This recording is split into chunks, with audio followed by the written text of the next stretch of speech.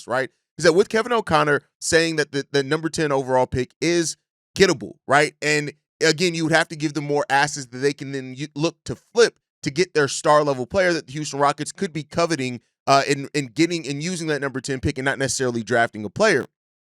And with that said, Kevin O'Connor pointed out how last year the Minnesota Timberwolves used a 2030 unprotected first round pick and a 2030 pick swap with the San Antonio Spurs to get the number 8th pick in that draft, which turned into Rob Dillingham. Now, the Wolves didn't have to give up their own first round pick, which came in at number 27, in that to land the 8th overall pick. Now, that's specifically a situation for each team, right?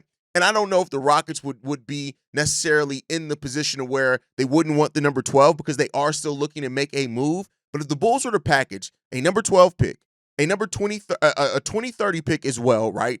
And even a pick swap later down the road, those are all assets that the Houston Rockets could then use in their move to try to get their superstar to get more picks back, right? So a team's still getting a lottery pick. They're getting a chance at future picks as well. And then the Houston Rockets can add in even more of their own future picks to get that done. Now, that's a lot of what ifs, right? And I want to be clear there, right? That there is that opportunity for the Bulls to do that. Now, if the Bulls wanted, for example, if they wanted to keep their number 12 overall pick, I don't think that they would have to give up 2026, but even then, I don't think that they can do that since the Houston Rockets are looking to flip that immediately and try to get a star this offseason, right?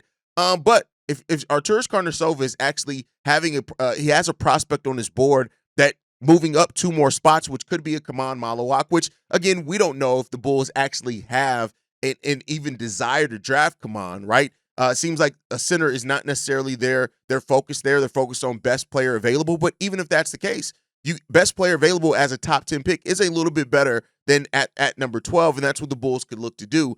This is all thinking and hoping that AK is more aggressive than what he's shown as far as acquiring more draft capital and trading up and things like that. That could not even be on the page for the Bulls. But it is an interesting point that, and not just the Bulls, I think other teams are going to definitely be calling in about Kevin O'Connor and him talking about it. Wasn't talking just about the Bulls, but of course me. I'm going to talk just about the Bulls and how it can affect them because guess what? I'm a Bulls fan. This is a Bulls channel, right? So if you want more kind of around general analysis on what this could mean for other teams in the NBA, I will cover it over on NBA Central this morning as well. But I think that overall, it just comes down to if the Bulls want to be aggressive and if they want to try to move up, there's a possibility to get that done.